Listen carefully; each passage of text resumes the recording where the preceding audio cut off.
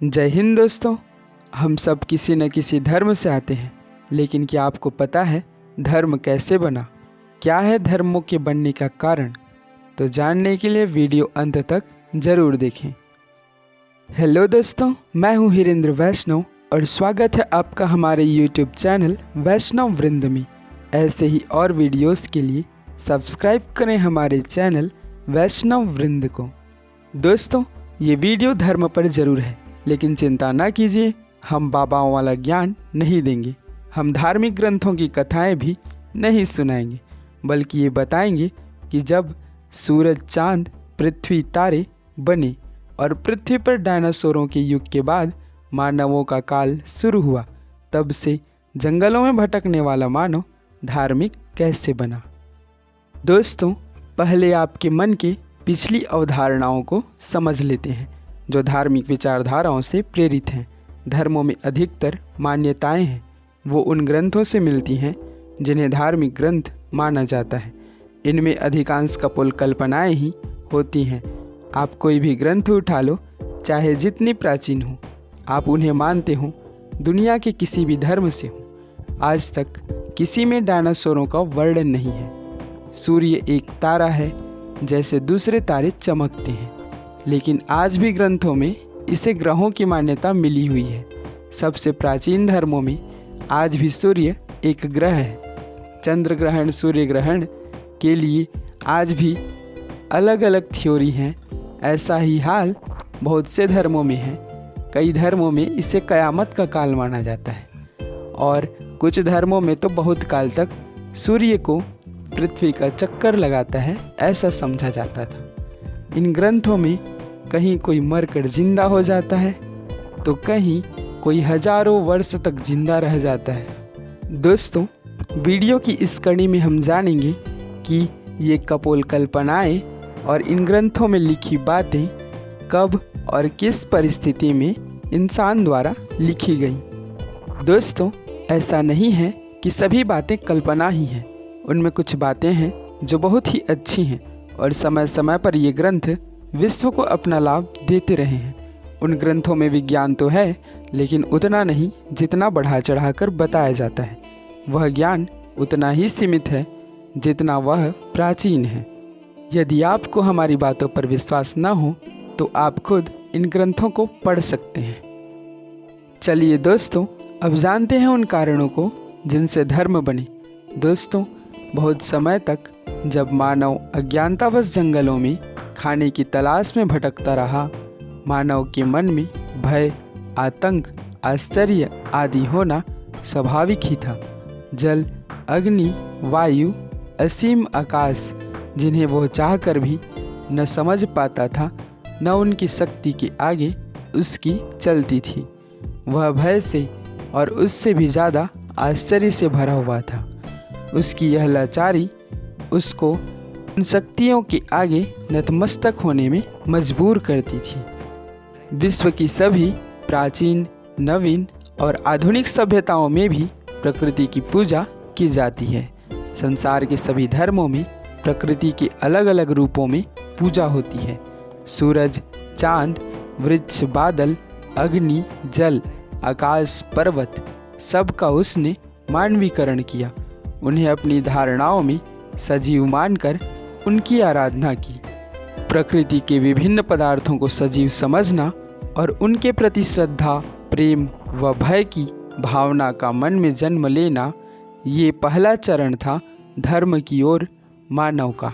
दोस्तों, दूसरा कारण बहुत ही पेचीदा है। इसे तो आज का विज्ञान भी नहीं जीत पाया। इसका खौफ अभी तक जारी है।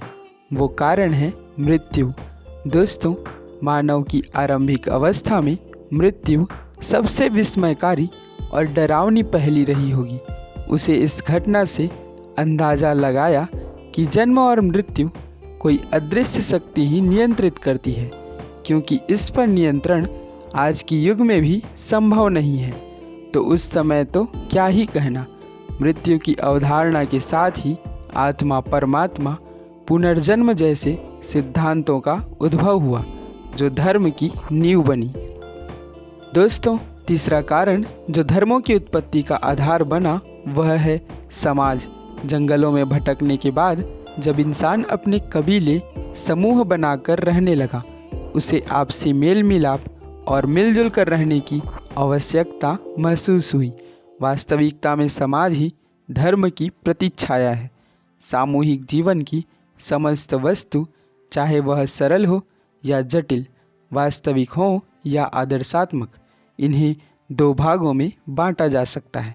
पहला साधारण या अपवित्र, दूसरा उच्च या पवित्र। इनमें सभी धर्मों का संबंध पवित्र वस्तुओं से होता है। व्यक्ति सामूहिक शक्तियों के सम्मुख स्वयं को अर्थहीन ही पाता है। उसे समूह या समाज में रहना है तो उन पवित्र चीज़ों को मानना ही होगा जो उस समूह विशेष में माने जाते हैं। समाज में जिसे पवित्र मानते हैं वे उन्हें अपवित्रता से दूर रखते हैं। इसी उद्देश्य की पूर्ति के लिए अनेक विश्वासों, आचरणों, कथाओं, संस्कारों और उत्सवों को जन्म देते हैं। पवित्रता की यही धारणा मानव को एकता के सूत्र में बांधती है, जो समान धार्मिक विश्वासों में आस्था रखते हैं। दोस्तों, धर्म की उत्पत्ति के ये कुछ मुख्य कारण हैं। धर्मों का अलौकिक विश्वासों से संबंध होने के कारण इन्हें किसी परीक्षण या वैज्ञानिक ज्ञान के द्वारा प्रमाणित नहीं किया जा सकता। यही कारण है कि धर्म का संबंध मानव जीवन के तार्किक पक्ष से न होकर उसके भावनात्मक पक्ष से होता है। आधुनिक युग तक आते आते धर्मों का स्वरूप बदल गया है। जो धर्मों के मूल हैं, पवित्रता, ईमानदारी, सत्य, अहिंसा, त्याग, न्याय, दया, ये ग्रंथों में ही सीमित हो गए हैं। धार्मिक स्तर बना दिए गए हैं जिसमें उच्च और निम्न वर्गों का स्पष्ट संस्तरण बनाया गया है। जो ग्रंथों और उनके कथाओं का ज्ञान रखते हैं वे उच्च श्रेणी के स्थान पाते हैं। धर्माचार्य, पोप, इमाम और ओझा इसी श्रेणी के व्यक्ति हैं। इन प्रतिनिधियों के समीप रहने वाले लोग स्तर में दूसरे स्थान पर होते हैं। तीसरे स्थान पर वे जो धार्मिक नियमों के अनुसार संयमपूर्ण जीवन व्यतीत करते हुए प्रथम स्तर वालों का अनुसरण करते हैं। सबसे नीचे आते हैं वे जो इन नियमों में सही नहीं बैठते, धर्मों पर विश्वास नहीं करते, इन्हें अपवित्र समझा जाता है। सभी विशेषताओं के आधार पर कहा जा सकता है धर्म एक नैतिक आध्यात्मिक संस्था, अनेक विचारों, विश्वासों की संयुक्तता है जिसे किसी अलौकिक शक्ति के प्रति अभिव्यक्त किया जाता है। अर्थात अपने सभी प्रकार के नियमों, निषेधों को लागू करने के लिए उन्हें अलौकिक कथाओं से, प्रतीकों से, महापुरुषों के व्यक्तित्व से जोड़ दिया जाता है। दोस्तों, प्रत्येक धर्म में व्यवहार के कुछ विशेष नियमों का समावेश है। यह नियम पवित्रता, ईमानदारी, दया, न्याय, त्याग तथा सत्यता से संबंधित होते हैं। कुछ निषेध भी होते हैं जो व्यक्ति को छल कपट, अनैतिकता, बेईमानी और दुराचरण से रोकते हैं। ये समाज में शांति और सद्भावना के लिए जरूरी हैं। किंतु आज धर्मों में बहुत से ऐसे तत्वों का समावेश हो गया है जिनका औचित्य ही धर्मों में नहीं है। लोग भूल गए हैं धर्म इंसानों के लिए है, इंसान धर्म के लिए नहीं। धर्म के जो मूल भाव हैं, करुणा, प्रेम, अहिंसा, इंसान में प्राकृतिक रूप से वास करते हैं। इसकी प्राथमिकता सत्य और ज्ञान है, न कि परंपरा, प्रतिष्ठा और कट्टरता। सभी धर्म परिवर्तनशील हैं, सब में परिवर्तन हुआ है समय के साथ। तो दोस्तों, यह थी धर्मों की उत्पत्ति के ऊपर हमारी ये वीडियो।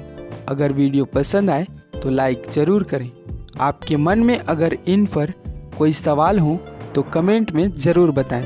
हम उन पर भी वीडियो बनाने का प्रयास करेंगे। मिलते हैं अगले वीडियो में, तब तक के लिए अपना और अपनों का ख्याल रखें।